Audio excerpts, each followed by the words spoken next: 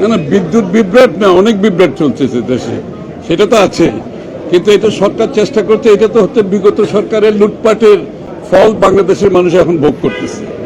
যে লক্ষ লক্ষ ডলার যে বিদেশে পাচার করছে, এটা বিদ্যুৎ থেকে আয় করেছে, বিভিন্ন দুর্নীতির মাধ্যমে আয় করেছে, যেটার ফল বাংলাদেশের মানুষ এখন ভোগ করছে। তো এটা রিকভার করতে সময় লাগবে। আমি নিশ্চিত আজকে যারা সরকারে আছে তারা সেই দায়িত্ব পালন করার চেষ্টা করছে, বাট এটা রাতারাতি কোনো এটার সমাধান দেওয়া সম্ভব হবে না। এটা দীর্ঘ সময়ের প্রয়োজন, কারণ যারা টাকা লুটপাট করে খেয়ে বিদেশে পাচার করছে তারা নিজেরাই পালিয়ে গেছে। এখন ঐক্যবদ্ধভাবে আগামী দিনে আমাদের 31 দফা যে সংস্কারের যে বিষয়টি আছে, যেটা আমরা 1 বছর আগে দিয়েছি আপনারা জানেন, এবং 31 দফা সংস্কারের মধ্যে রাষ্ট্রের প্রায় সব সংস্কারের কথা বলা হয়েছে। এটা নিয়ে আমরা জনগণের কাছে যাব, দেশের মানুষের কাছে যাব, আগেও গিয়েছি। যেহেতু সংস্কারের বিষয়টি আছে, এটা মানুষের কাছে তুলে ধরবো আমরা।